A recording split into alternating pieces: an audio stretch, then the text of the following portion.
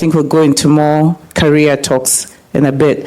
But the thing that came to mind immediately is this season in my life, now that I'm 50, what will giving look like and how will I gain? And the first thing that came to mind is right now, I guess for people most of us in our age group or similar or older are also, it's a season where you're also caring for your parents. And at the same time, you've just, like I said, I just thought I'm done with my children. That sounds so bad. But I mean, you're kind of done with that day-to-day nurturing and motherhood. I mean, I always tell people this. I think it's harder when they're teenagers and young adults because we don't sleep these days, right? When they're out or whatever. But you kind of feel like you're done with that season.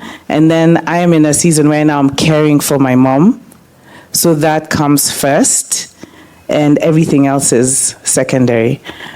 So that's what it means for me. What am I giving? And I'm gaining so much because she was a busy career woman, just like I was, and now we're actually forcing ourselves to slow down and learn from each other. And for those of you who have daughters, I didn't have a daughter.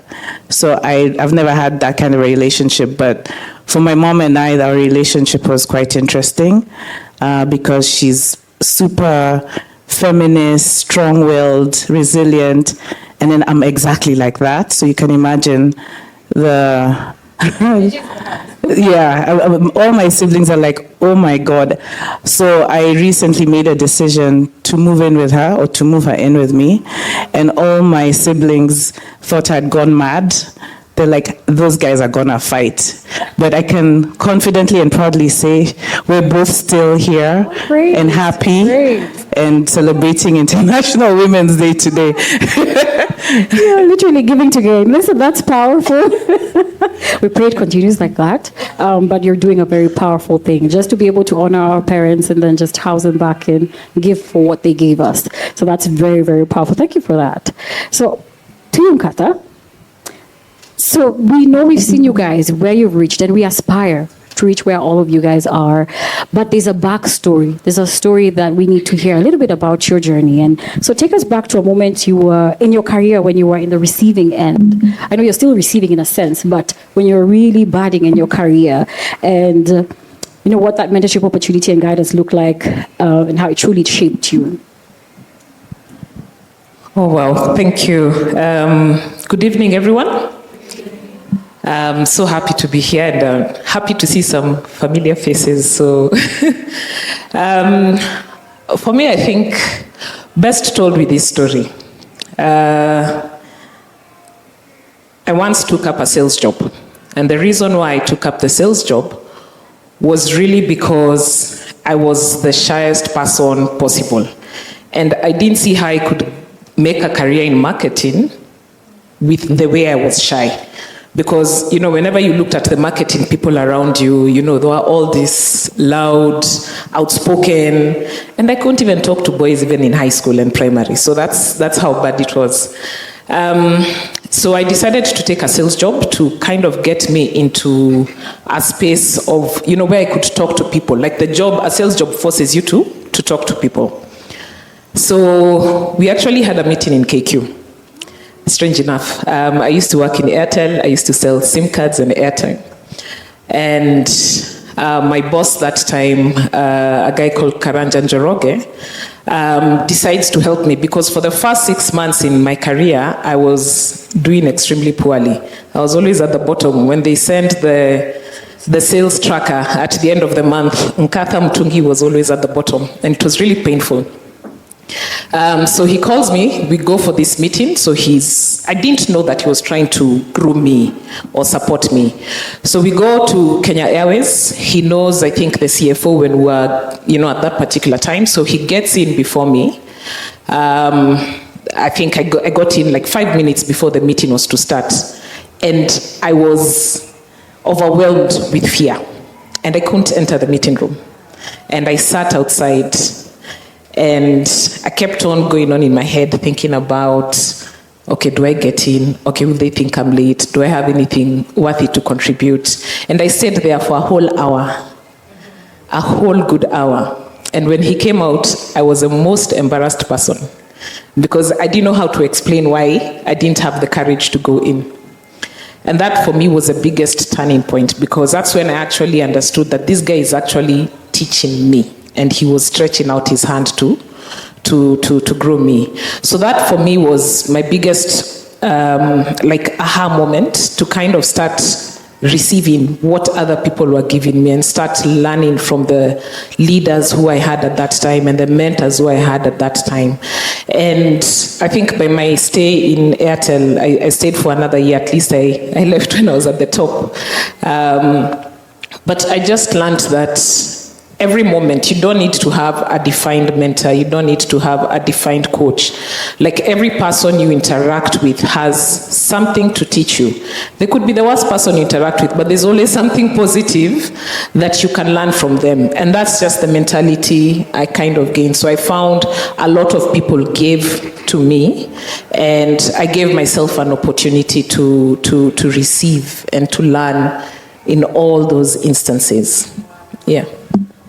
Listen, that's powerful. And I think there's a time when we're having a one-on-one, you shared that story, and I was like, oh my God, oh, this is beautiful to hear, because sometimes we have the powerful stories, but we don't get to hear those painful times. So that gets us to feel encouraged for, like, oh, that moment that I had that was painful for me, it's similar for all other women in our space and our path. So thank you for sharing that. So to you, Kathy.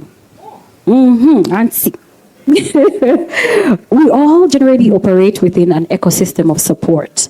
So from your perspective, how does the ecosystem that you are in enable growth for you and individuals within your organization? You have to repeat, so I don't hear. Put your mic down. Okay. I'm making a point. Let's go down. With the same Like thing. this. Okay. To be inclusive. To be inclusive. And she's about to share a little bit more about that, right? So can you see me now? I can see. Exactly. So we all operate within an ecosystem of support. So from your perspective, how does the ecosystem enable growth for you as an individual, or for individuals and the organization as a whole? So hi guys. Hi. I was trying to make a point. I live with hearing loss. So interesting conversation we need to have. And when you talk about ecosystem, sometimes we're so unconscious about the things we say about inclusion. Okay, so differently abled people and that sort of story. So anyway, that's a whole other story. I think for me, I want to step back from where I started. I feel like I'm a bonoko marketer.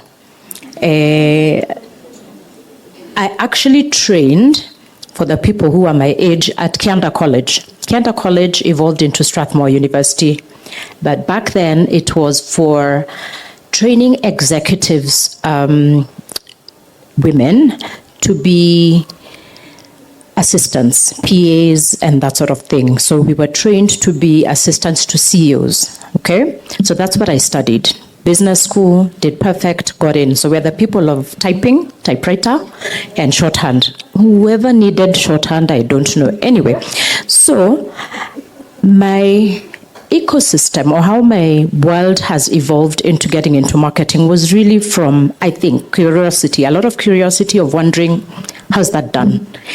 Number two is being fortunate to have people who are gate openers from my curiosity, asking, how can that be done? So coming from a point where I was in boardrooms, behind the scenes, and getting to be in boardrooms, sitting at the table, has been a phenomenal journey.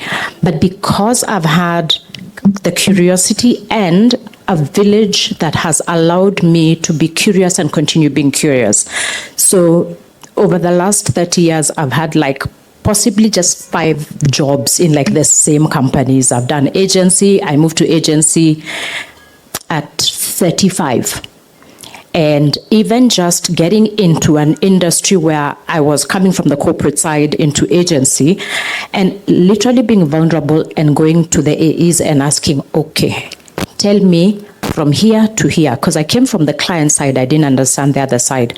So That in itself is how I have managed to navigate upwards and I don't want to say downwards, lateral, of completely being open and saying, I'm interested to know, I'm interested to learn. I don't know. 6-7 months ago, I've started a new job. I'm at Zamara, which is a financial services institution. I know insurance, I didn't know pensions. And how did I get into Zamara? Again, kujituma. I was having a conversation because I'm over 50, trying to say, how much can I dip into my pension? And a job suddenly, because of course, the internet hears everything. It appears on my feed. There's an opening. Interviewed, I've been there 6 months. I'm 54, getting a new job at this big age and still going in there and saying, sorry, pardon? And then coming on LinkedIn and just showing how I'm crushing nothing. So it's just the village, the curiosity of just going into spaces, being vulnerable and saying, let me learn a new thing. Nobody was born knowing everything. So, yeah, long story short, typewriter to AI.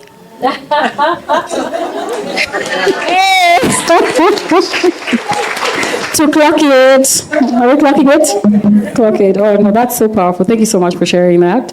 I'm going to jump into Dr. Noreen. You work for one of the organizations that understands give to gain. SportPesa. Like numbers aside, you pursued your PhD during a very demanding time. I think you were moving through organizations from a giant corporate to another competitor. At the same time, there was, I think, COVID pandemic was happening. And I'm sure you had a child at that time.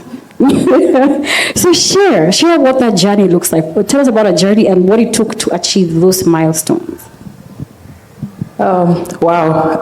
First, thank you so much. I didn't think that I'd see some of the faces here, so I'm excited. Thanks for coming and making time to come. So for me, I'll tell you why I decided to do my PhD. One day, Exit 7 is what I call it, 𝗪𝗀𝗄𝗃. That's where the headquarters of Diageo is. One day I woke up and decided, I can't do this till I die. I need to do something different that gives me energy. And it's not like my job was not giving me purpose, but I needed to be in a space where I can do other things. And even when you think about giving to gain, one thing that I can tell you, even then I was a part-time lecturer. And I was writing. So, and it's because, like, when you kind of like give, because I used to meet my students and then talk to them, laugh for 2.5 hours at Chiromo, and I just feel so much energized. And I'm like, let's do this tomorrow. And for me, I think that's what kept me going. So it was tough because you have a tough corporate job. Then for me, I don't pause anything for anybody. So if my journey is to get to where I need to get, I just focus on getting to where I need to go. Whether marriage comes, a breakup comes, pregnancy comes, job changes come. For me, those are just navigation points in my life. And I'll tell you, it's never easy, but you have to have the will to say, even if you pause, then what? So I remember I had to transition. Then I had a small baby who was waking up how many times a night, but I had to. And I was doing it in a university in America. You don't submit your homework by 8 a.m., 10 marks every day. A is 90. I graduated with a GPA of 3.8 out of 4. Yeah. You go, girl. Yeah. And like 𝗏𝗏𝗏𝗏 said, it's not like we are supernatural. I think it's like you just decide to do it and everything conspires to help. My husband, of course, made me sign in blood that I'm not doing any school again, because again, in giving to gain, he had to give so much of himself. Like his time, go play with the kids at the mall as I do homework. Like I want to sleep in this weekend because I had an activation, then I have to read, then I don't have enough sleep. So for me, community works, for me, curiosity works, and just believing that people want to help, like genuinely. Because some of you here, I'm sure someone told you look nice, that's giving a compliment, and then you just snapped it. Like, you didn't hear it. So you have to also be willing to receive. So me, I got to a place in my life where I receive everything. Grandmother wants kids for the weekend, take them. I'll go to the spa and enjoy. So for me, I think it's just that whole balance around knowing self, being vulnerable, and asking for help. Oh, wow. Listen, round of applause. I think there's something powerful there that you've mentioned, that sometimes we don't find ourselves doing it as women because we give, but sometimes you don't know how to receive or to receive that help. So allowing your community and the people around you to help you in that kind of way or give in that kind of way and you receive it, and that's powerful. So thank you for that. You go, girl, for the GPA. So we are entering another session, another round, where I'd want to know from you, Kathy. I'll try and level the microphone. Okay, so what I just shared, where women are expected to give of themselves, of time, energy, emotional labor. So how do you distinguish between empowering people around you and ensuring that you're not drained during that moment? So I don't think a lot is for women, yes, but even when you just think about our careers in marketing and that sort of thing, it's hectic. It's hectic, it's busy. We've been sitting in the corner there because work is still happening somewhere. Nobody knows it's midnight. You need to launch something tomorrow. But I always say, even just in life, I don't think you can actually pour from an empty cup. So for a long time, because of the job, you kind of normalize that buzz. There's a buzz that goes with, just getting things done. And, we kind of normalize that. So for me, it was always, I've had children I've been a mom for a long time. So it was very clear, even in terms of balancing that I will be at my children's functions. I will be at a thing that's important for me because my family is everything to me. So it was very conscious from very early, like I said, because maybe I've been a mom for so long. But this industry especially can normalize that grind.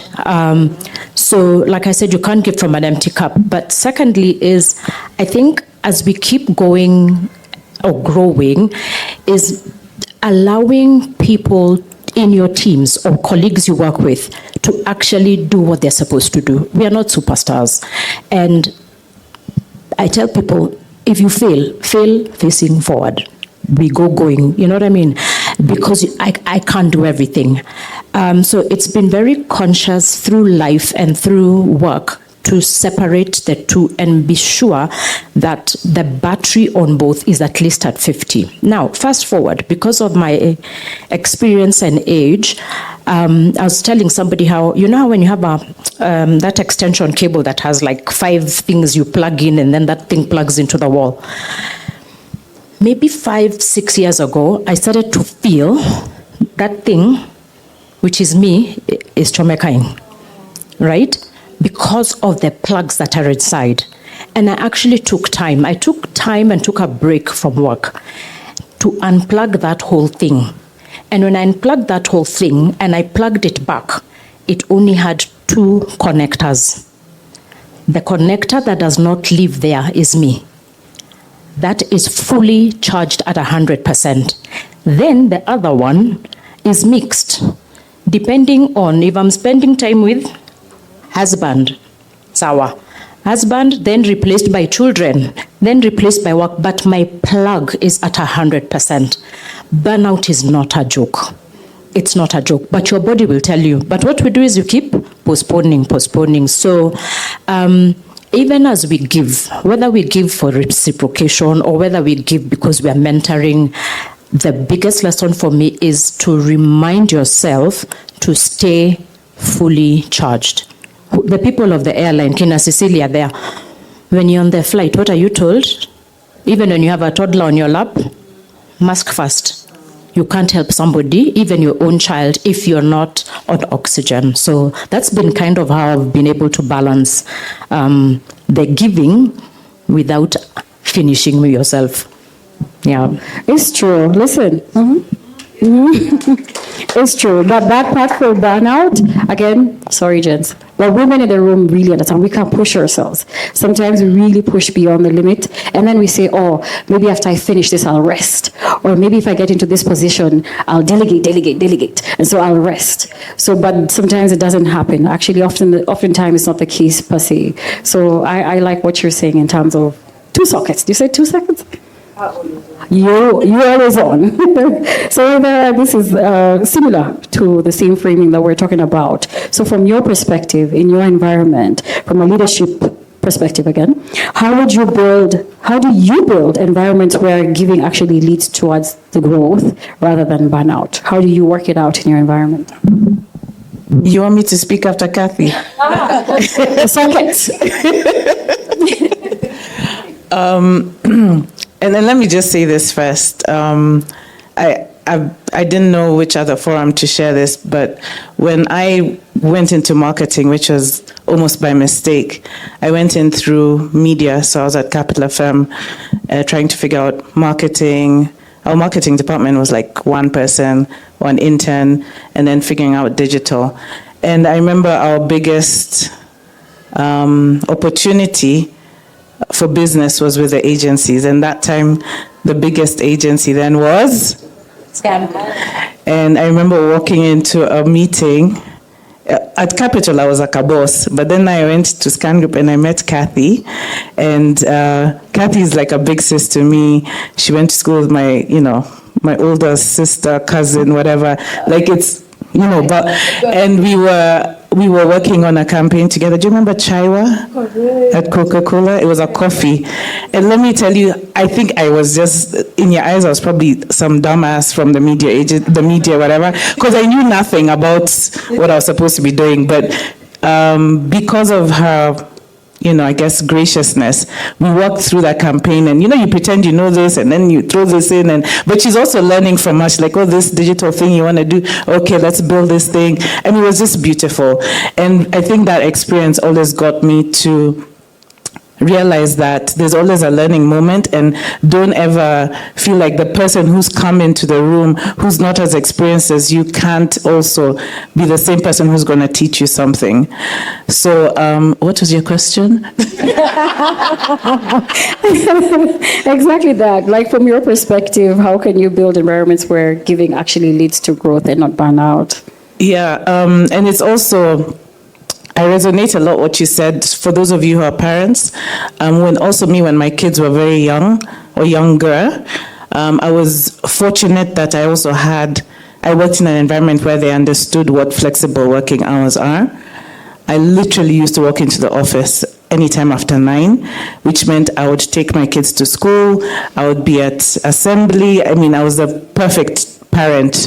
I was at everything. And then at 3:30 p.m., I would be there picking them up. And in addition to that, I was quite younger, and I was so not apologetic about this. I invested in a driver. Everybody, even my folks, is like, you have a driver. I'm like, there's a reason I have a driver. Because I'm not sitting in traffic. I'm going to be back left doing work. My laptop is open. Wherever we're going to pick the kids, I'm working. When they're in the car, I'm chatting with them. Like, I delegated that and many other things then. Now, I don't need that. Now I drive myself everywhere.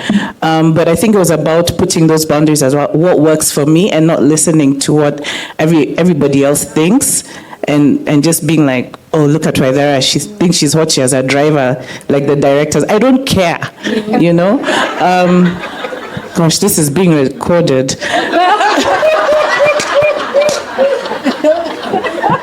But same in the workplace, as marketers. We were talking about this in the green room. There was a green room, guys. They had better snacks than what you guys had. I'm joking. Anyway, in the green room, we were just saying, also knowing my strengths and what doesn't work for me can help with that burnout. So I know as a marketer, I'm a great strategist. I love all things around digital and transformation and innovation and experimentation. But don't Don't tell me to go on the ground and execute the KCB rally. I'll die. So we're talking about that in the room where one time my line manager, when I was at 𝗂𝗶𝘁𝗵𝗆, she was like, you've never actually done an on-ground a BTL. And I'm like, and I don't want to. I don't care. But she challenged me and said, okay, fine, I'm going to do it. And what I ended up realizing is I hated the process so much. So I delegated everything out. And the team I delegated to did such a brilliant job. So it was an internal event. They couldn't trust me with an external consumer-facing event. So it was the KBL Marketers away day. And then after, I see 𝗪𝗀𝗶𝗿, I don't remember if you're there. Then the team did such a good job, and I came in even under budget. And then the 𝗂𝗑𝗫𝗄 CEO said, now organize a bigger one for the whole of 𝗂𝗑𝗫𝗄, Kenya, Uganda, Tanzania, Indiani, 140 people, and 𝗪𝗀𝗀𝗃, you're in charge again. I'm like, Jesus Christ. But I did the same thing. I came out of there, I was so relaxed after that week of that conference, because I delegated to the team, and we had also our boundaries, what we can do and not do. I mean, even when the leadership is coming and saying, you need to, no, we're not doing that. So I learned so much from that. Those are my strength is not being on the, I'll kill people. Even my team is telling me, just leave us alone, yeah? So I'll trust, but check. So I think that's the thing we came out of, yeah, we can trust who we work with, yeah, how we do it, but check. Same way, even just at home with our house managers, you trust them with your kids, right? Or with your house, but you still check, right? Because you can't do everything, right? And you know your strengths. So if you're good at, I'm really good at cooking, this surprises people. So my house manager does not cook at all. But I know I hate certain things and I'll never do them in the house. But I trust her to do them for me, and I'll check that she's done them to my standards, right? Yeah. I'm getting a driver. For me. You go, girl. I know I'm all Catho, but hey. First of all, I think you did a comedy show. You are really hilarious. And yes, we're getting drivers, no? No?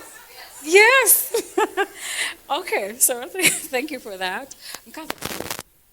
So KCB is known as one of the most influential brands in the region. What does giving as leadership look like at scale within an organization like yours? Oh, wow. Okay, first of all, I think I'm getting a driver. Thanks, 𝗪𝗀𝗀𝗃. I will feel nothing. What does giving, I think it comes off at many levels. I think one of the things we have within KCB, and this is, and I'll speak specifically for women, even though it's not targeted to women, but one of the things is really about taking care of yourself. I think the brand has been very intentional about some of the things they do about wellness. Have you guys ever gone to measure your vitamin D levels? Yes. Are they good? Are they good? No, because we are always in a building. You're driving to work, you get into a building, you're there the whole day, you leave in the evening or in the night, and you're in a car, and you get home, it is dark. When do you get the sun? And it's as simple as getting 20 minutes of sun a day. And that really changes your dynamic. So I think one of the things, and that I've also looked at, it's looking at the well-being of the guys we work with. And it's actually in our values, looking out for your colleagues. So that becomes a very intentional thing. So I realized, I think there was a time I was going through a really difficult period when you give at work, and you're wondering, okay, first of all, for women, you end up craving and eating all the bad things. Linda is here, she knows we used to go to 𝗏𝗏𝗃𝗵𝗲𝗃, and there were crisps from different places, that we used to buy, and you're being reactive as opposed to taking care of yourself. So you find yourself in a very high stressful moment, you're not taking care of yourself, you're eating poorly, And now that starts reflecting on how you engage with people. So you become snappy, you're just stressed all the time. And when I sat, we have an office doctor, and we actually have a clinic within the building. And we sat with the office doctor and just said, you know what, just take a walk, just get to the sun and sleep. How many sleep more than 7 hours? You are blessed. That is good. You see, they've learned, yeah? How many sleep 5 hours or 4 hours? Yeah, there are still many, and you think you're really pushing, but you're hurting yourself in that process. So one of the things KCB has done is really made us look out for our wellness. So that's a big thing. But even looking out for women and giving, over and above, developing, there's a product we have called Flim. And it's not a product, it's not an account, but what we actually went to do is truly understand how women borrow money. And the fact that women, in banks we call these things NPLs. How many of you know what an NPL is? Non-performing loans. And women have much lower non-performing loans than men. So you clap for yourselves. Yeah. So then products were developed and the processes were changed so that then we could lend to more women because the risk was much lower. So there's a lot that has gone to looking and understanding women. It's not about big fun events and colorful events, but just being intentional into how we approach by understanding. So that intentionality in how, things have been done from a personal perspective, how we work with our colleagues and how products are done. That's what the brand has done. I love that. I think, a round of applause, please. I think as a takeaway, it's just a reminder again to really take care of yourselves. I think what is coming up from the conversation, even the ladies that are speaking about, is that don't forget yourself. Don't forget number one. Eat well, exercise, expose yourself. I'm one of those people. I actually went to check for my general check. Then I was told, Cecilia, your vitamin D. I'm like, and I was in shock. I was like, and the doctor was explaining through it, and I understood the similar concept that we're talking about. So really do take care of number one as we go. So next question goes to you, Dr. Sinarin.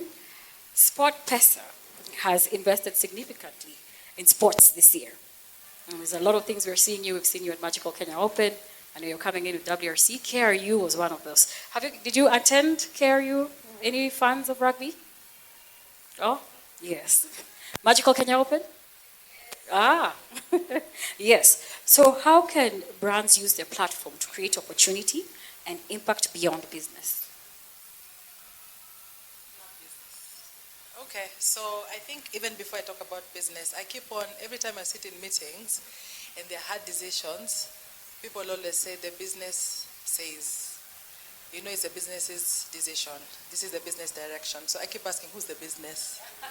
And then they all look at me, I'm like, I think we are the business when you think about it. So like when it comes to the change you bring every day, it's not the business giving you the change. I always say if you work for an organization, when you went for your interview, they asked you what is it that you bring to the table. And you're passionately explaining how, you're coming to change things in that business. And now you're in the business and you want the business to change everything about you. So I always say, always keep asking what more can you do than what can the business do. And for me, I believe leadership is fast leadership. So if you're not able to sleep well, if you're not able to budget, if you're not able to have personal, like leading self is the normal, simple things. Making to work on time. Like I tell my team, by the time we were supposed to leave at 5 a.m. to go to 𝗪𝗶𝗁 and you were not there, Apple, we have fundamental issues because you're not leading self. Because now you have to rise from that to peer, then to organizations. So at SportPesa, I'd say the reason why I actually decided to join is because of the impact to community. And I know people, they tell me I love the sin category because my my past 3 jobs has been alcohol, and now betting. Have you done juries? have you worked at So I think ex-BAT guys are like 𝗪𝗶𝗁𝗶𝗿, but I'm like, it's much more. And whether I will tell you, even when I entered the alcohol business, it's not how we see that business. It's about, like you tell you, alcohol is supposed to be part of a balanced lifestyle. If you think about betting, it's all about responsible things that you must do. And for us, because of how society views it, we need to like really be present at the community level and bring that difference. So for me, community impact is really big, and how I know, especially for the grassroots, because we have a program called 𝗪𝗀𝗻𝗻𝗻, which is Do You Believe in Yourself? And literally from people who do seedlings to the people who are doing FGM, the best I saw last year was a lady who was championing FGM somewhere in Samburu and won $1 million bob, and that is everything. There's another one who won money, a dude, and put up a maternity ward because the wife struggled to get to the next health center and all that. So for me, when it comes to community impact directly, it's very personal. And it's because I grew up in the village. I didn't grow up in Nairobi. Many people, even my own husband doesn't believe a lot of the stories I tell him. He thinks I make up those stories. But now when you actually see the little you can do to make a difference, we give balls. A ball to Nairobians, it's go to the supermarket, buy a ball. But a ball is like 3,900, it's not cheap. But to communities somewhere in Kitale, where I come from, or Turkana, it's everything, because they have we call it Lifundo, the pepper football thing. It makes a big difference, because then people get a reason to come together and actually do better things other than maybe crime and all those things. So for me, I feel like that is a bit I love the most about the business I work for.